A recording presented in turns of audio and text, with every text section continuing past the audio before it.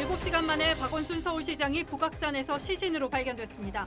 모든 분에게 죄송하다는 유언장을 남겼습니다. 박 시장이 전직 비서로부터 성추행 혐의로 고소된 사건 수사도 종결됩니다.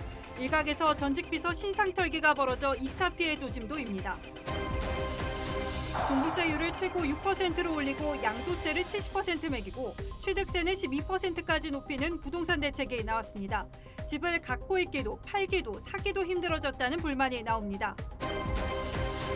전남 고흥종합병원에서 불이 나 3명이 사망하고 27명이 부상했습니다. 1층에서 시작된 불길이 7층까지 번졌는데 건물 안에는 스프링클러가 한 대도 없었던 것으로 파악됐습니다. 옵티머스 이혁진 전 대표가 성폭행 재판을 받던 중 해외로 도주할 당시 검찰과 국세청은 이미 횡령과 탈세 혐의를 포착하고 조사 중이었지만 출국 금지 조치도 하지 않았던 것으로 드러났습니다. 추미애 법무장관이 법무부 입장 가한 유출 논란에 대해 오해할 만한 점이 없다며 특정 의원과의 연관성 오보 지속 시 상응 조치를 취하겠다고 예고했습니다. 고 최숙현 선수 폭행 사건의 주범으로 지목된 팀닥터가 체포됐습니다. 야당은 최숙현법 발의를 약속했습니다.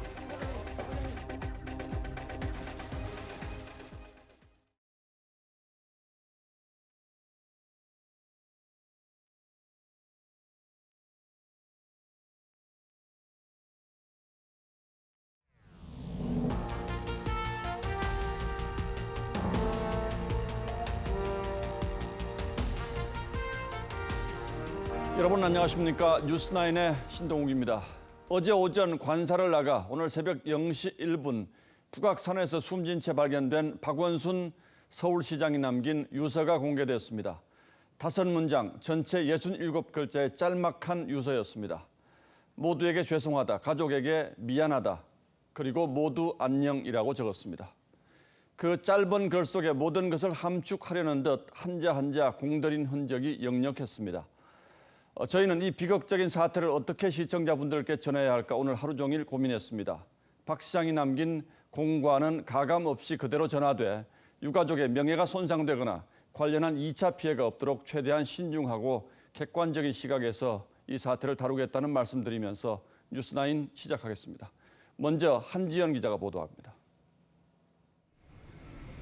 고 박원순 서울시장이 공관 서재 책상 위에 남긴 유서입니다. 모든 분에게 죄송하다. 내 삶에서 함께해 주신 모든 분들에게 감사드린다. 오직 고통밖에 주지 못한 가족에게 내내 미안하다고 썼습니다. 화장해서 부모님 산소에 뿌려달라는 부탁과 함께 모두 안녕이라는 짧은 작별 인사를 남겼습니다. 67자의 짧은 유서. 작은 찻잔 모양의 벼루에는 붓펜을 고쳐가며 쓴 흔적도 남았습니다.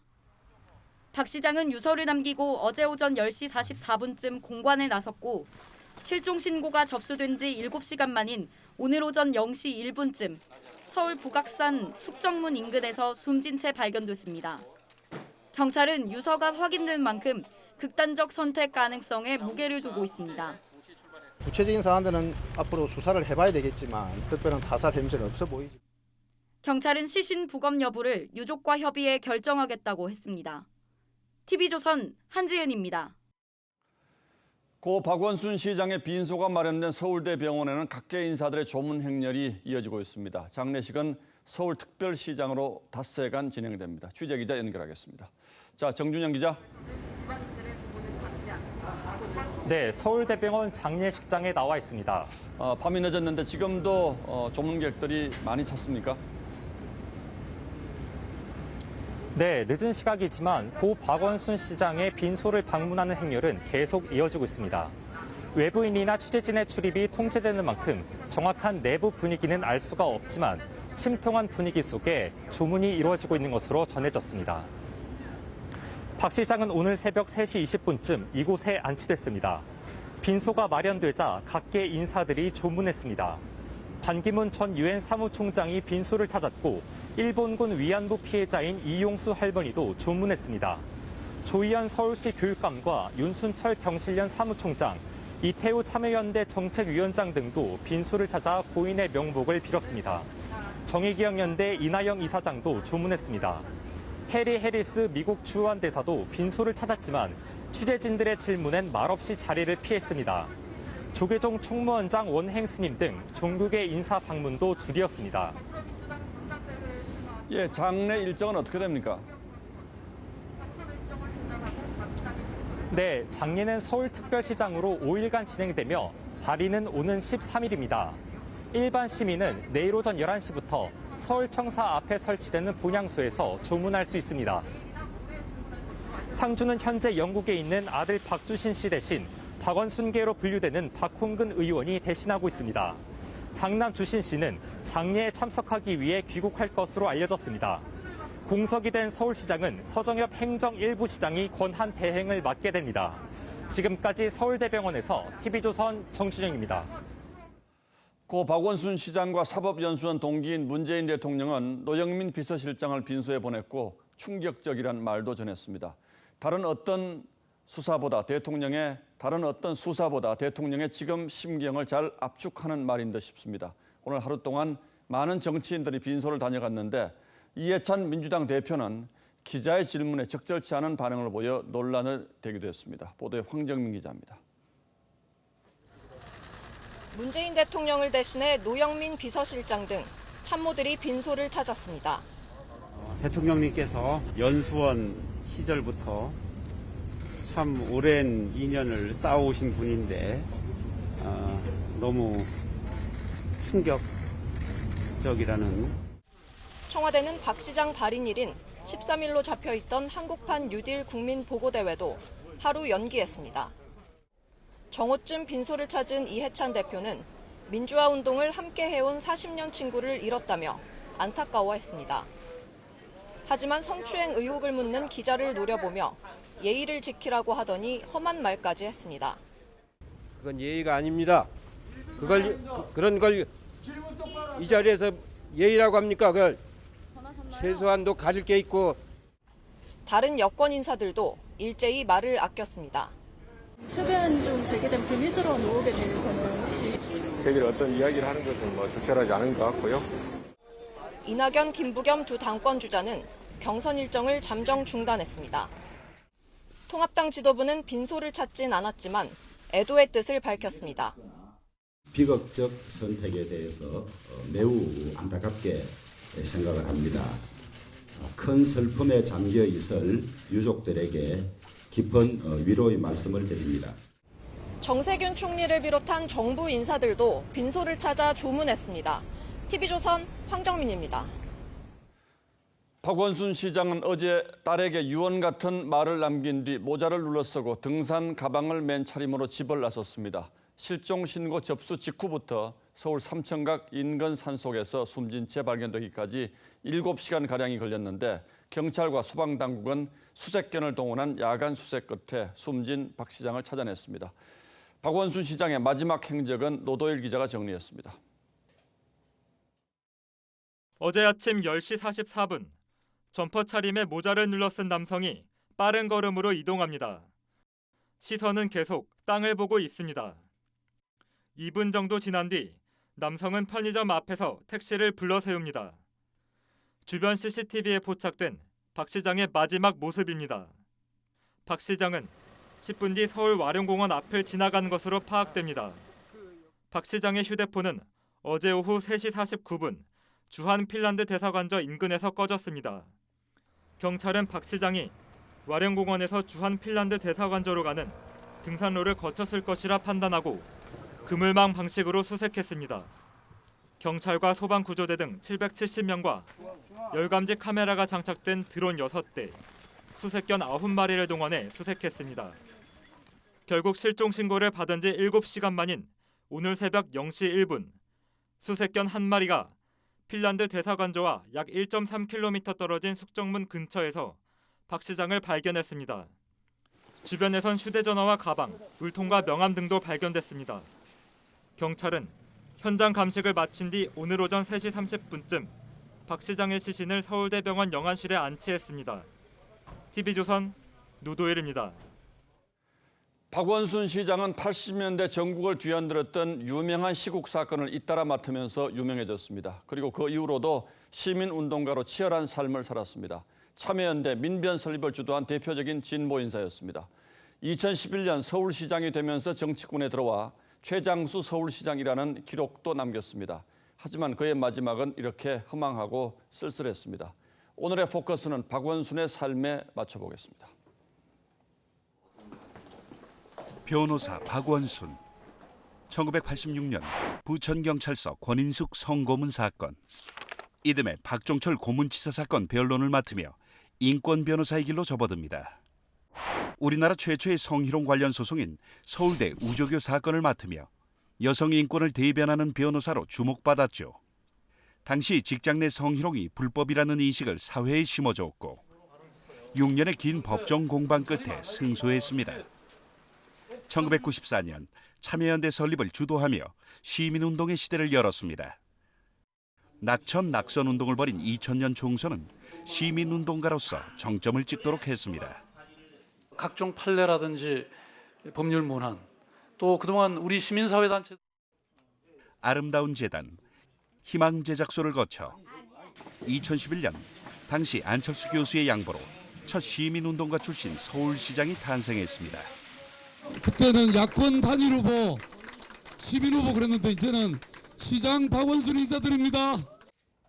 하지만 선거 과정에서 불거진 아들의 병역 의혹으로 홍역을 치르기도 했습니다. 처음에는 어떻게 이런 황당한 일이 있느냐고, 그리고 세상 사람들이 다 저를 믿어줄 줄 알았습니다. 재선에 성공한 뒤 대권 경선에 뛰어들기도 했지만 부족한 당내 기반을 절감하며 중도 포기했습니다. 저는 이번 대선에 출마하지 않기로 했습니다. 성찰과 단련의 계기로 삼겠습니다. 역대 최장수인 삼선 서울시장이라는 경력에 서울형 그린 뉴딜 등 각종 정책을 내세워 다음을 준비하던 박원순 시장. 하지만 그의 마지막 걸음은 끝내 뻗지 못했습니다. 뉴스나인 포커스였습니다. 박원순 시장은 숨지기 하루 전 비서로부터 성추행 혐의로 고소를 당했습니다. 하지만 박 시장이 숨지면서 조사는 불가능해졌고 사건은 관련 규정에 따라서 공소권 없음으로 종결됐습니다. 권영민 기자가 보도합니다. 박원순 서울시장이 전직 비서로부터 성추행 혐의로 고소를 당한 건 지난 8일입니다. 서울지방경찰청에 접수된 고소장엔 상당 기간 성추행을 당했다는 주장과 함께 SNS 등 증거 자료가 제출된 것으로 알려졌습니다. 경찰은 구체적 내용은 확인해 줄 수 없다며 입을 굳게 다물었습니다. 소환 통보를 내린 적이 있나요? 세부적인 사안에 대해서는 본인의 명예와 유족의 명예를 사과 명예 부분이 있기 때문에 경찰은 피고소인 신분인 박 시장이 숨지면서 해당 사건은 공소권 없음 의견으로 검찰에 송치할 예정입니다. 검찰 사건 사무규칙 제69조에 따르면 수사받던 피의자가 사망할 경우 검사는 공소권 없음으로 사건을 불기소 처분하도록 돼 있습니다. 법률 규정이 너무나 명백하고 사실관계도 명백한 경우에는 사실 당장 오늘 불기소 해달라고 올려도 크게 무리가 없죠. 경찰은 박 시장의 변사 수사가 계속 진행 중인 만큼 송치 시점은 예상할 수 없다고 했습니다. TV조선 권윤민입니다. 야권 일각에선 박 시장의 공적을 평가하는 것과는 별개로 성추행 사건의 의혹 규명이 필요하다는 목소리가 나왔습니다. 정의당에선 조문을 하지 않겠다는 공개 선언도 나왔습니다. 국민의 세금이 들어가는 서울시장이 부적절하다는 청와대 국민청원도 20만 명을 넘어섰습니다. 이태희 기자가 보도합니다. 떳떳한 죽음이었다고 확신할 수 있나? 조용히 가족장으로 치러야 한다. 박 시장 장례를 서울특별시장으로 치르는 것에 반대한다는 국민청원이 오늘 오전에 올라와 하루 만에 20만 명 넘는 동의를 받았습니다. 고인이 성추행 혐의로 고소를 당한 상황에서 세금으로 장례를 치러야 하냐는 다른 국민청원도 올라와 있습니다. 야권에선 박 시장의 극단적 선택을 안타깝게 여기는 분위기지만 의혹에 대한 진상규명을 요구하는 목소리도 함께 나옵니다. 사실로 밝혀지게 된다면 전체적으로 뭔가 좀 진단과 반성, 대책이 나와야 되지 않겠는가 하는. 통합당 김기현 의원도 극단적 선택이 면죄부가 될 수는 없다고 했습니다. 정의당 류호정 의원은 조문하지 않을 생각이라고 했습니다. 박원석 정책위 의장도 관할 오점은 살아서 해결해야 했다고 했습니다. TV조선 이태희입니다. 자, 그런데 이번 사건 관련해서 우려했던 일이 나타나고 있습니다. 일부 지지자들이 박원순 시장의 성추행을 고소한 전 비서에 대한 신상 털기에 나서면서 심각한 2차 피해 우려를 낳고 있습니다. 경찰의 강력 대응 방침에도 불구하고 근거 없는 소문과 가짜뉴스, 음모론까지 떠돌고 있습니다. 이어서 이재중 기자가 보도합니다. 한 인터넷 커뮤니티에 올라온 글입니다. 서울시청 비서실엔 남자분 제외하면 몇 분 안 남는다. 곧 찾겠다. 참교육 시켜주겠다는 협박성 내용이 포함되어 있습니다. 박 시장을 성추행 혐의로 고소한 전직 비서가 누군지 찾아내겠다며 신상 털기 상황을 중계하듯 올린 겁니다. 시장님을 위해 고소장 넣은 여성을 색출해 무고죄로 고발하고 신상 공개를 요청하자는 글도 보입니다. 박 시장이 억울한 희생자로 느껴진다며 성추행 고소인을 폄훼하는 듯한 내용도 있었습니다. 이 같은 움직임에 성추행 피해 주장 여성을 보호해야 한다는 목소리도 제기됐습니다. 소셜 네트워크상엔 피해 주장 여성과 연대하겠다는 해시태그도 본물을 이뤘습니다. 2차 피해를 우려하는 목소리도 높아지고 있습니다. 신상 털기나 2차 가해는 절대 하지 말아야 될 일이다 하는 점을 호소드립니다. 경찰은 성추행 피해 주장 여성을 지목해 신상을 공개하거나 유언비어를 유포하는 행위는 엄중 조치하겠다며 2차 피해가 발생하지 않도록 협조해달라고 당부했습니다. TV조선 이재중입니다.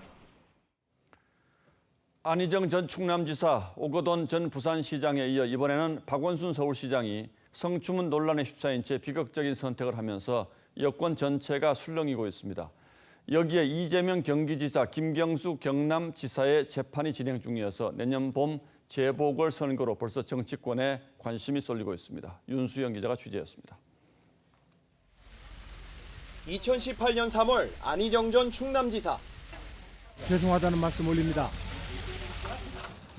지난 4월 오거돈 전 부산시장. 이것이 해서는 안 될 강제추행으로 인정될 수 있음을 깨달았습니다. 그리고 박원순 서울시장까지. 현 정부 들어 민주당 소속 광역단체장이 성추문에 연루된 건 이번이 세 번째입니다. 유력 대선 주자로 꼽혔던 안 전 지사는 미투 논란 이후 사실상 정치 생명이 끊어졌고 오 전 시장은 추행 혐의로 경찰 수사를 받고 있습니다. 잠룡으로 꼽히던 박 시장마저 쓰러지면서 여권으로선 2명의 주자를 잃은 셈입니다. 이로써 내년 4월 치러지는 재보궐선거에서 광역단체장 선거는 서울과 부산 두 곳으로 늘었습니다. 민주당 당원에는 중대 잘못으로 직을 상실할 경우 후보를 내지 않는다고 명시돼 있어 부산에 이어 서울시장 공천 여부를 두고 논란도 예상됩니다.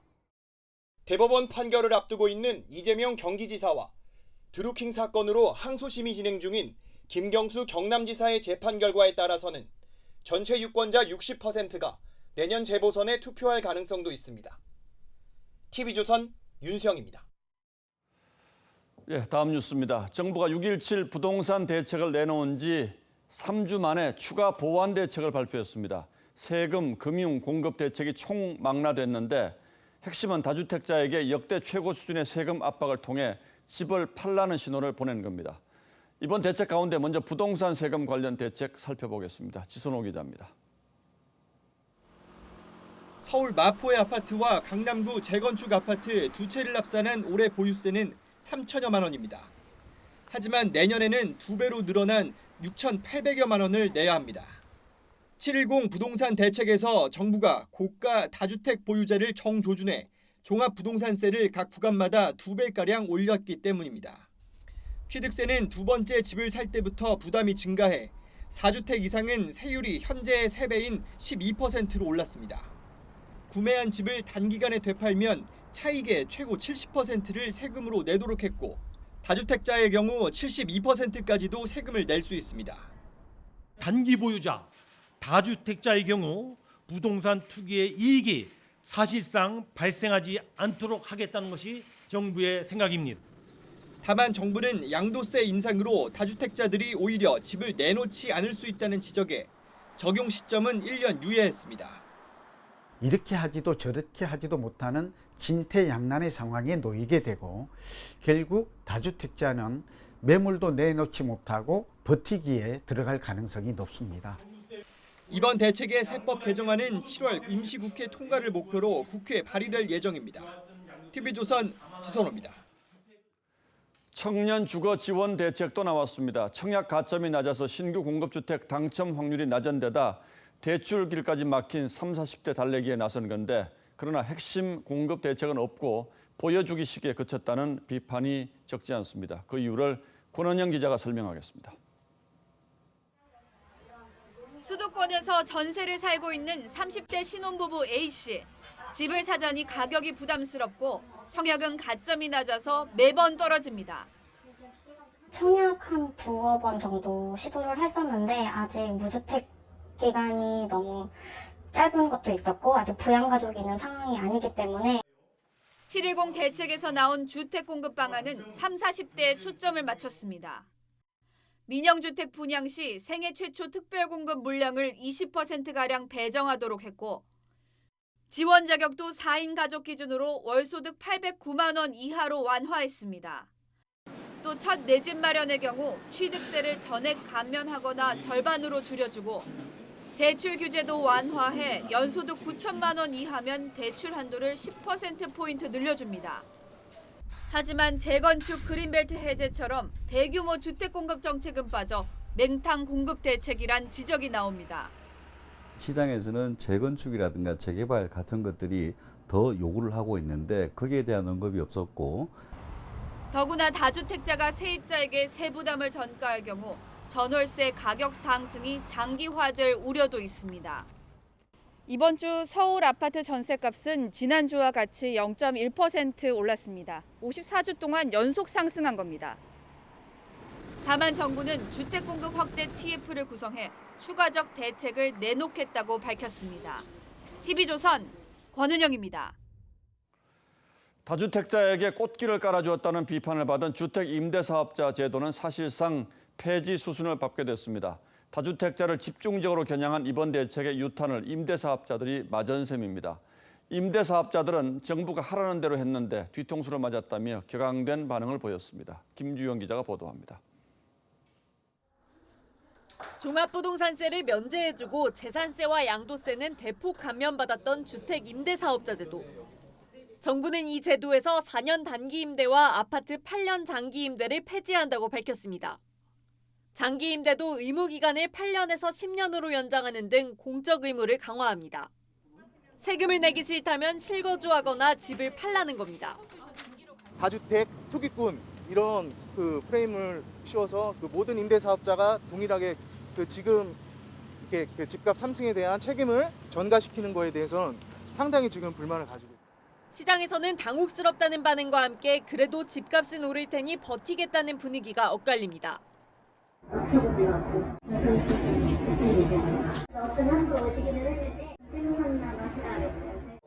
집값 오르는데 더 중요하시는 분들도 있고 매물 자체가 그냥 상대적으로 매도 매수자들의 치열한 손익계산으로 부동산 시장이 당분간 얼어붙은 가운데 실수요 서민들의 집 구하기만 어려워질 거란 우려까지 나옵니다. TV조선 김주영입니다. 오늘 새벽 전남 고흥의 한 종합병원에서 불이 나 입원 환자 3명이 숨지고 27명이 다쳤습니다. 1층에서 시작된 불길은 7층까지 빠르게 치솟았는데 건물 안에는 스프링클러가 한 대도 없어 피해를 키웠습니다. 먼저 순식간에 아수라장으로 변한 당시 상황을 오선열 기자가 전하겠습니다. 병원 1층 천장에서 불꽃이 떨어집니다. 천장은 녹아내리고 바닥으로 떨어진 불꽃이 점점 큰 불길로 변합니다. 황하는 소리와 함께 불길이 치솟기 시작한 건 오늘 새벽 3시 40분. 빵 소리가 3번 났어요. 나와서 보니까 이미 불길은 솟아버렸고 소방차는 대져가지고 난리를 해서 환자들을 수송하고 있고. 불이 날 당시 병원 안엔 환자와 직원 등 86명이 있었습니다. 의료진은 비상벨이 울리자 환자들을 대피시켰지만 3명이 연기에 질식해 사망했고 27명이 다쳤습니다. 병원 1층에서 난 불로 생긴 연기와 유독가스가 건물 전체로 퍼지면서 피해가 커졌습니다. 감식 결과 해당 병원엔 스프링클러가 없는 것으로 확인됐습니다. 소방법상 설치 대상이지만 2022년 7월까지 설치 유예 기간이 남아 있었습니다. 소방 당국은 연기가 순식간에 빨리 퍼졌다는 구조자들의 진술을 토대로 방화문 작동 여부도 확인 중입니다. 스프링클러 설비 같은 경우는 지금 설치 대상은 아니었습니다. 1층이 내과하고 정형 외과다 보니까 그 안에 또 가연물이 또 많이 있었을 것으로. 경찰과 소방 당국은 전기 합선으로 화재가 발생한 것으로 보고 다음 주 추가 합동 감식을 진행할 계획입니다. TV조선 오승열입니다. 불길이 순식간에 병원을 집어삼키자 환자와 의료진 60여 명은 필사적으로 건물 난간과 옥상으로 탈출했습니다. 난간에 매달린 이들을 이사업체 사다리차와 소방대원들이 극적으로 구조했습니다. 계속해서 배상윤 기자입니다.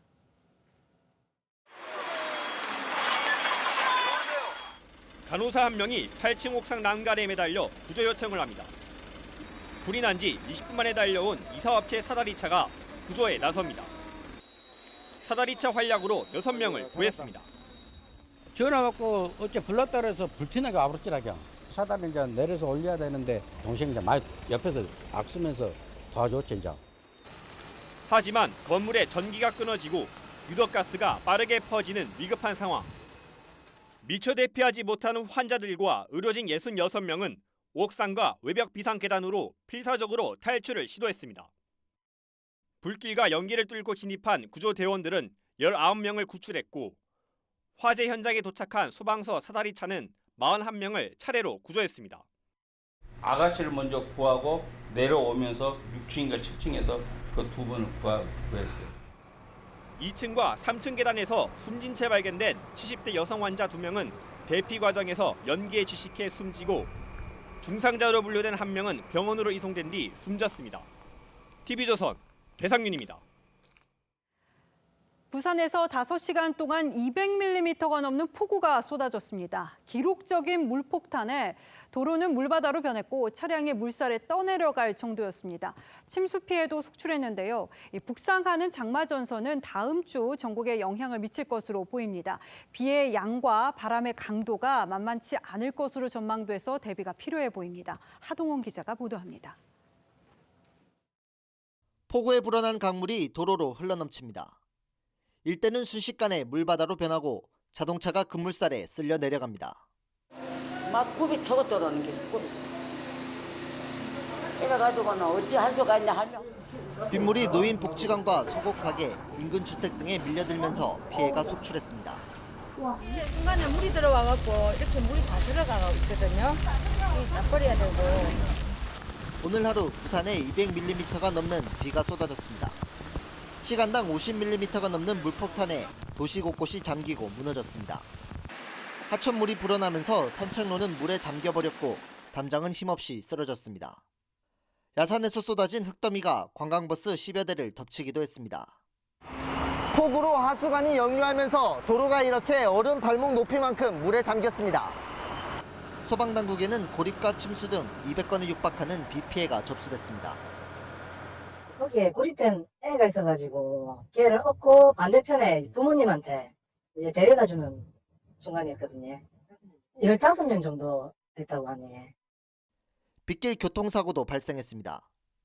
오늘 오전 1시 36분쯤 부산 금정구 석대 고가도로에서 빗길에 미끄러진 택시가 도로 구조물을 들이받아 승객 2명이 다쳤습니다.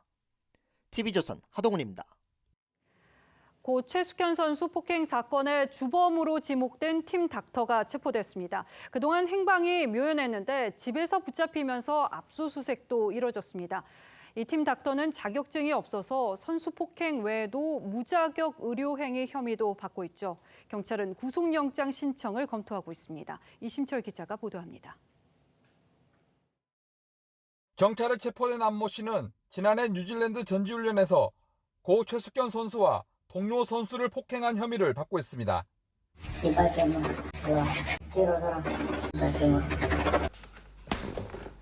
지난달 23일 대한체육회에서 자필 진술서를 쓴 뒤 행방이 묘연했던 안 씨는 오늘 오전 대구의 자택에서 체포됐습니다. 전화 안 받고 소재는 정확하게 확인이 안 되고 있었죠. 피해자가 계속 늘어나니까 사안이 점점 더 중요해지는 거죠. 의사나 물리치료사 자격증이 없는 안 씨는 선수들을 상대로 불법 의료 행위를 한 혐의도 받고 있습니다. 경찰은 안 씨 관련 의혹을 추가 조사한 뒤 구속영장 신청을 검토하고 있습니다. 이런 가운데 고 최숙현 선수의 아버지 최영희 씨는 오늘 국회에서 기자회견을 열고 제2의 최숙현이 생기지 않도록 제도 개선이 필요하다 주장했습니다. 숙현이가 힘들어할 때마다 김 감독과 장 선수의 말만 믿고 타일러서 이겨내보라고 잔소리한 것이 너무나 가슴에 한이 맺힙니다. 미래통합당 이용우 의원은 체육계 폭력 문제 전담 기관인 스포츠윤리센터 권한을 강화하고 신고자 보호를 골자로 하는 최숙현법을 발의하겠다고 밝혔습니다. TV조선 이신철입니다. 박근혜 전 대통령이 이른바 국정농단 사건과 국정원 특활비 상납 사건의 파기환송심에서 징역 20년을 선고받았습니다. 일부 혐의가 무죄로 뒤집히면서 형량이 10년 줄었는데 재판부는 대통령으로서 책무를 다하지 못했지만 개인적으로 취득한 이득은 없다고 했습니다. 최민식 기자가 보도합니다. 박근혜 전 대통령은 오늘 열린 파기환송심 선고재판에도 불출석했습니다. 선고는 20분 만에 끝났습니다. 재판부는 뇌물 혐의에 대해선 징역 15년에 벌금 180억 원, 직권 남용 혐의에 대해선 징역 5년을 선고했습니다. 또 추징금 35억 원을 납부하라고 명령했습니다. 형량이 10년이나 줄어든 건 강요죄와 직권남용죄 부분을 무죄로 판단했기 때문입니다. 재판부는 대통령으로서 헌법상 책무를 다하지 못해 국정에 커다란 혼란을 연출했다며 중한 처벌을 받는 것은 불가피하다고 했습니다. 그러면서 개인적으로 취득한 이득은 별로 없어 보이고 피고인은 정치적 파산 선고를 받은 것과 마찬가지라며 양형 이유를 설명했습니다. 박 전 대통령은 파기환송심에서도 범죄 사실과 관련해 고의나 인식이 없었다며 무죄를 주장해왔지만 재판부는 받아들이지 않았습니다. 일주일 안에 상고하지 않으면 박 전 대통령의 형사사건 재판은 마무리됩니다. 박 전 대통령은 새누리당 공천불법 개입 혐의로 징역 2년형도 확정된 상태라 지금까지 선고된 형량을 모두 합치면 22년입니다. TV조선 최민식입니다. 코로나 확산세를 잡기 위해 정부가 추가 대책을 내놨습니다. 코로나 해외 유입을 막기 위해서 위험국에서 들어오는 외국인에게 음성 확인서 제출을 의무화했고 이 교계의 반발에도 오늘 저녁부터는 교회 소모임도 금지됐습니다. 관련 소식 최은영 기자가 전합니다. 인천에 사는 카자흐스탄 국적의 5살 어린이 등 어제 카자흐스탄 입국자는 6명이 확진됐습니다. 카자흐스탄 확진자는 최근 일주일 동안 67명이 나왔는데 이는 전체 해외 유입 사례의 40%에 육박합니다. 특히 카자흐스탄에선 원인 불명의 폐렴도 번지고 있습니다. 이에 방역당국은 오는 13일부터 방역 강화 대상 국가에서 입국하는 모든 외국인은 음성 확인서를 의무적으로 제출하도록 했습니다. 출국일 기준으로 해서 이제 48시간으로 되는 거고 음성 확인서 확인되지 않으면 아예 이제 비행기 탑승이 이제 제지가 되는 상황이고 오늘 저녁부터는 교회 소모임도 금지됩니다. 최근 정규 예배가 아닌 교회 소모임을 통한 감염 사례가 늘자 내려진 방침인데 교계 반발이 거셉니다. 사람이 붐비는 식당이나 카페, 클럽과 노래방은 그대로 두고 종교의 자유만 침해한다는 겁니다. 어떤 정부기관의 대도체 예배드리는 행위에 대해서 그렇게 간섭합니까? 앞으로 목사 설교하지 말라까지 하겠네요. 교회 소모임 금지를 반대하는 청와대 청원에는 이틀 만에 35만 명 넘게 동의했습니다. TV조선 최은영입니다. 채널A 사건 수사와 관련해서 법무부가 공개도 하지 않은 장관 입장 가안이 최강욱 열린민주당 대표에게 유출됐다는 의혹과 관련해서 추미애 법무장관이 오늘 직접 해명에 나섰습니다. 법무부의 초안과 최종안 두 건 모두 자신이 공개하라고 승인한 만큼 유출은 문제가 되지 않는다고 주장했습니다. 그런데 정작 어떻게 해서 일부 사람들에게만 하나의 안이 나간 것인지는 해명하지 않았습니다. 조정민 기자가 보도합니다. 추미애 장관이 입장문 결정 과정에서 법무부 간부들과 나눈 SNS 대화 내용을 페이스북에 공개했습니다. 추 장관이 작성했다는 입장문 초안을 각각 오후 6시 40분과 7시 22분 두 차례에 걸쳐 보냈다는 내용입니다. 이어 다른 대화방에 오후 7시 27분과 7시 39분에 12분의 시차를 두고 두 안이 올라왔고 추 장관은 7시 40분 좋습니다라고 답했습니다. 추 장관은 두 안을 모두 승인해 공개를 지시한 증거라는 취지로 설명했습니다. 하지만 추 장관의 좋습니다라는 말을 모두 승인하겠다는 뜻으로 해석할 수 있을지엔 이견의 여지가 있습니다. 또 언론에 공개되지 않은 초안이 최 대표를 비롯한 일부 여권 인사들에게만 전달된 과정에 대해선 추가 설명이 없었습니다. 법무부 관계자는 TV조선과의 통화에서 초안을 누가 누구에게 보냈는지 조사할 계획은 없다고 했습니다. 야당은 공무상 비밀 누설이라고 주장했습니다. 이런 일들을 일일이 상의하고 조율한다는 것 자체가 국정농단이고 국정파탄일 수. 일부 시민단체는 최 대표 등 초안을 SNS에 올렸던 여권 인사들을 공무상 비밀 누설 혐의로 검찰에 고발했습니다. TV조선 조정른입니다. 추 장관이 직접 해명에까지 나선 걸 보면 이게 문제가 될 수 있다고 판단한 것 같기도 합니다. 그런데 이걸로 의혹이 다 해소될 건지 하나하나 따져보겠습니다. 자, 윤석기 기자, 추미애 장관이 둘 다 내가 공개하라고 한 거다 이렇게 얘기하는 것 아닙니까? 맞습니다. 그럼 문제가 없는 것 아닙니까? 이 추 장관은 이른바 초안과 수정안에 대해 둘 다 좋다며 공개를 지시했다고 했죠. 그렇다면 이 두 안은 기자들에게도 공개됐어야 했습니다. 하지만 법무부 대변인실은 지난 8일 기자들에게 이른바 수정안만 공개를 하고 최 대표가 입수한 초안은 공개하지 않았죠.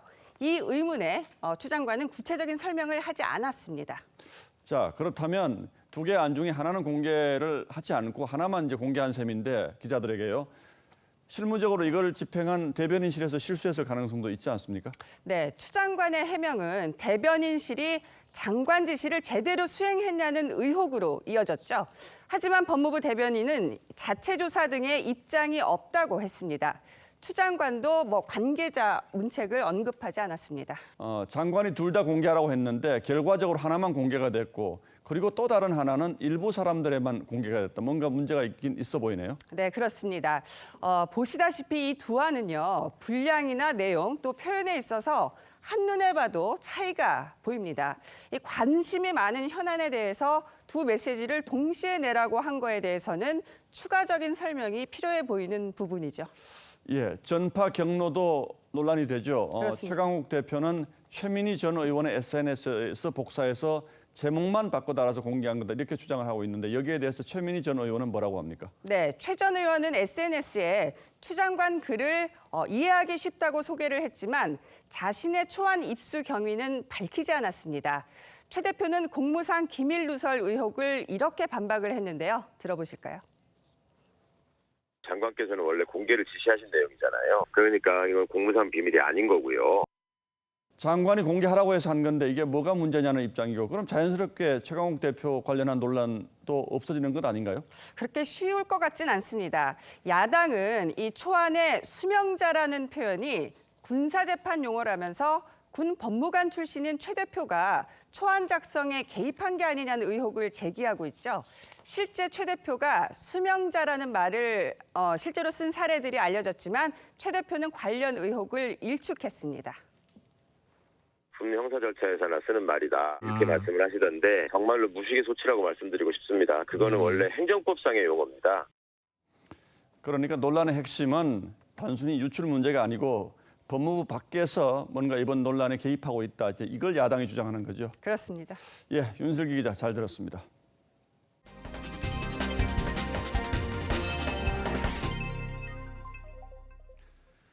수천억 원대 펀드 사기 의혹을 받고 있는 옵티머스 자산 운용의 설립자 이혁진 전 대표의 해외 도피 과정과 관련한 의혹이 커지고 있습니다. 해외 출국 당시 이 전 대표는 여성을 성폭행하려 한 혐의로 구속됐다가 2심에서 집행유예를 받고 풀려난 뒤에 해외로 도주한 것으로 저희 취재 결과 확인됐습니다. 그래서 해외 도피 방조 논란이 일고 있습니다. 주원진 기자의 단독 보도입니다. 이혁진 전 대표는 지난 2016년 5월 서울 삼청동 집에서 당시 26살 여성 A씨를 성폭행하려 했습니다. A씨는 탈출해 인근 파출소에 신고했습니다. 이 전 대표는 강간치상 혐의로 구속됐고 1심에서 징역 2년 6개월의 실형을 선고받았습니다. 이후 2017년 9월 2심 재판에서 이 전 대표는 집행유예를 받고 풀려났습니다. 6개월 뒤인 2018년 3월 베트남 순방에 나선 문재인 대통령 일정과 비슷한 시기에 베트남으로 출국했습니다. 대법원 재판이 진행 중인 상황이었지만 출국 금지 조치는 되지 않았습니다. 이에 대해 검찰은 2심에서 집행유예가 나왔고 대법원에서 실형으로 뒤집히지 않을 것이라 보고 출국 금지 조치가 없었을 것이라고 설명했습니다. 그런데 검찰은 이 전 대표가 출국하기 보름 전쯤 70억대 횡령 혐의를 포착해 자택에 가압류까지 걸어놓은 상태였습니다. 국세청 역시 2016년 12월 이 전 대표의 탈세 혐의를 잡고 자택에 가압류를 신청했습니다. 하지만 출국 금지는 되어 있지 않았던 겁니다.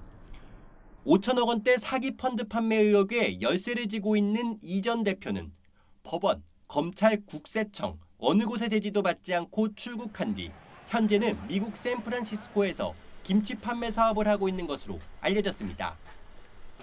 TV조선 주원진입니다. 북한 김여정이 미국 정상회담의 연내 개최 가능성을 일축했습니다. 미국 대선 전에는 대화 안 하겠다는 거죠. 그러면서도 적대 행위를 철회해야 대화를 재개할 것이라면서 여지는 남겼습니다. 반면 미국에서는 북한과의 대화를 희망한다는 입장에 나왔는데 이게 어떤 의미인지 조덕형 기자가 전하겠습니다. 김여정 부부장이 23일 만에 미국을 향해 입을 열었습니다. 김 부부장은 먼저 미북 회담이 올해엔 일어나지 않을 것이라면서 미북 정상의 결심에 따라 어떤 일이 일어날지 모른다고 했습니다. 트럼프 대통령의 재선 가능성에 회의적인 분위기 속에 무리하게 정상회담을 추진할 필요가 없다는 뜻으로 읽힙니다. 김 부부장은 또 비핵화를 하지 않겠다는 게 아니라 지금은 못한다며 미국의 적대시 철회를 대화 체계의 조건으로 달았습니다. 핵무기를 포기하지 않고 핵보유 국가로서 파키스탄과 같이 미국과의 관계 개선을 시도하려는 전략적 속내가. 폼페이오 미 국무장관도 미국 고위 지도자들이 다시 모일 수 있기를 매우 희망한다고 했지만 북한의 도발을 억제하는 상황 관리용이란 평가가 많습니다.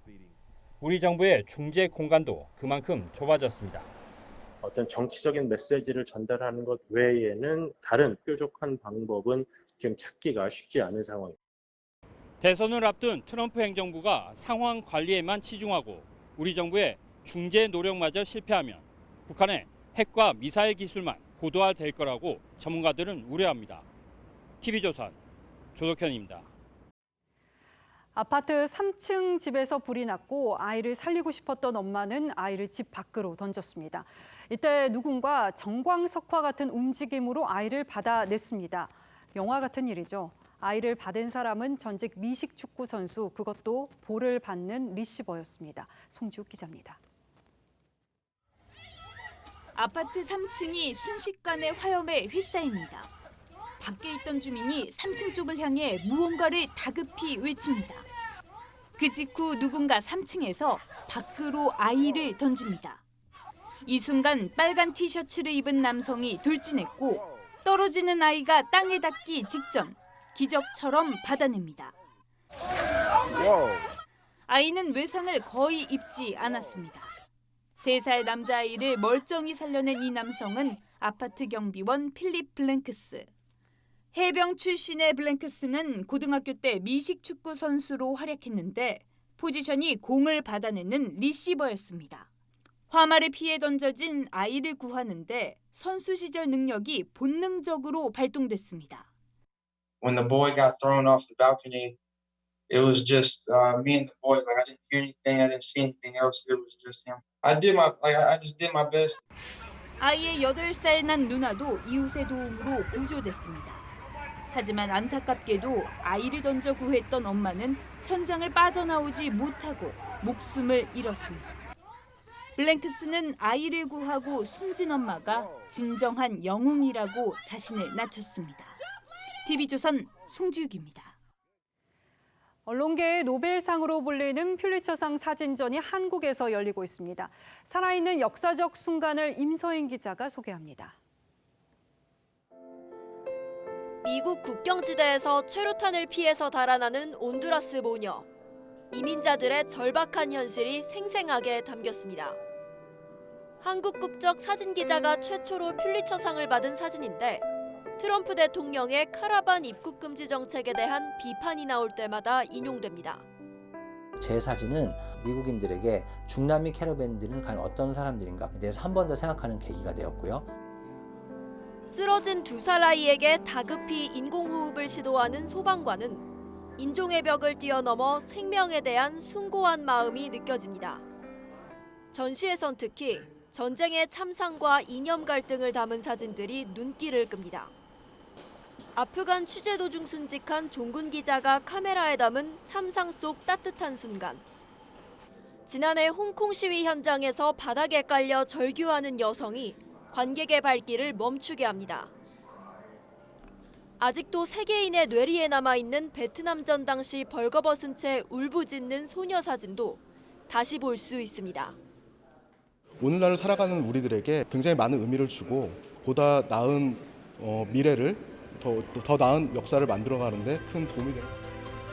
1942년부터 2020년까지 수상작 134점을 만날 수 있는 이번 전시는 급변하는 현대사의 소용돌이를 한 장의 사진으로 전하고 있습니다. TV조선 임서인입니다.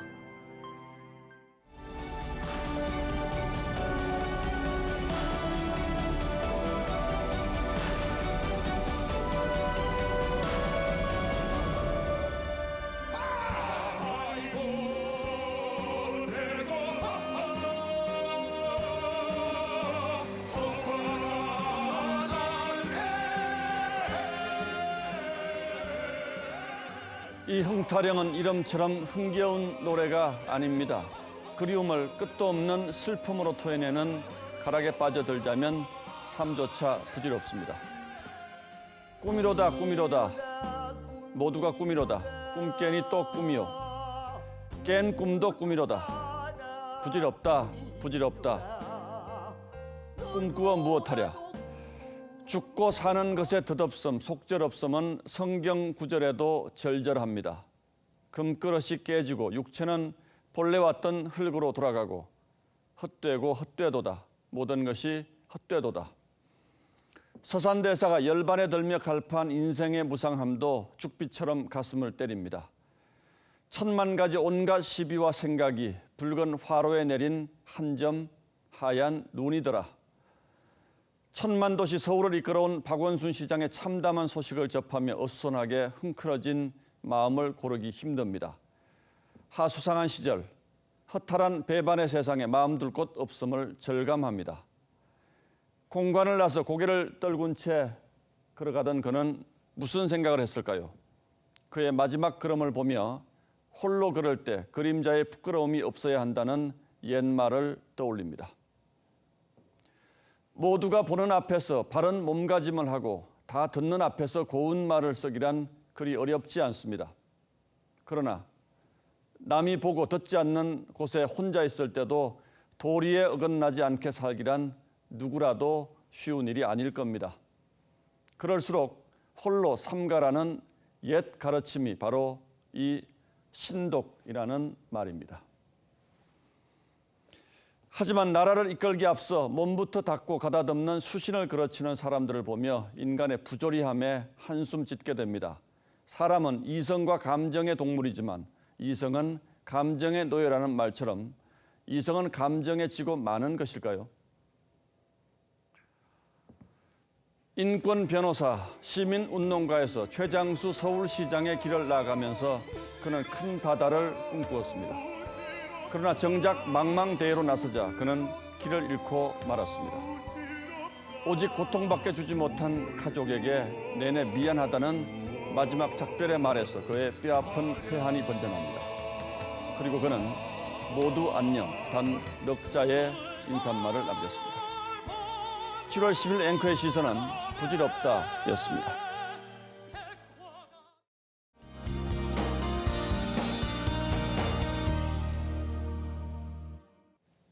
오늘 오늘 남부 지역을 중심으로 아주 많은 비가 쏟아졌는데요. 특히 부산의 강수량은 그야말로 물폭탄 수준이었습니다. 하루 사이에 250mm가 넘게 왔는데요.